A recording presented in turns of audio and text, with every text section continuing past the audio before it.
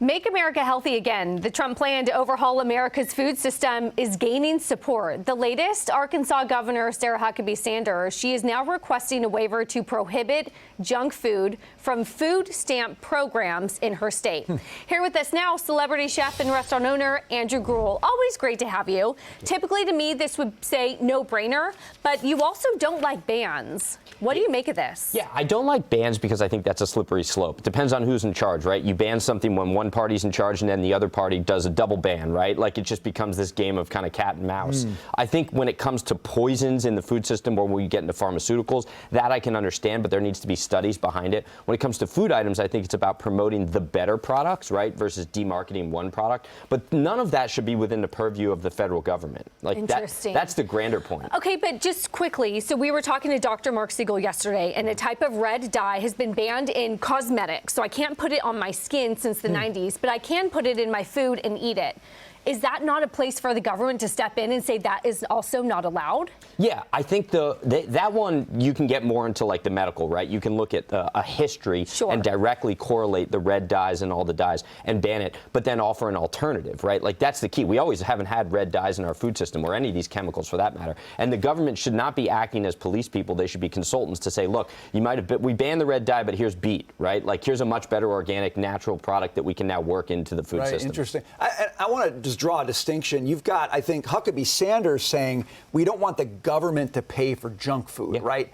That's different than saying nobody can eat junk food. Certainly. Right? And like as a sort of my libertarian leanings, I'd say, yeah, actually, I don't want my tax dollars funding junk food either. Right. But I'm okay if somebody wants to make a choice. I can have my Diet Coke. You can have your Diet. Like, I'm not going to ban your Diet Coke. Okay, good. But I'm just not going to have the government pay for somebody to get addicted to. I think there's a difference there, Andrew. Well, it is. It's the same as the drug debate, especially from the libertarian perspective. It's like, you know, people can make their own personal choices within the four walls of their house or beyond, right, as long as it doesn't affect somebody else's liberty. But when it comes to food, it's the same thing. It's kind of a drug. A lot of the foods that we're talking about, these are drugs. They're addictive, the seed oils, the sugars. And then when you look at following the money behind the, quote, drug, it's a lot of the government subsidies. And in some cases, people say, oh, well, there's no government subsidies for sugar. Well, no, they protect the industry by disallowing any other international products from coming in. So they're putting up enough protections there for sugar. Point. I know in your restaurants and for your private clients, you're always using the best, highest quality, freshest ingredients. So I want to know what you think about this conversation around ultra-processed foods,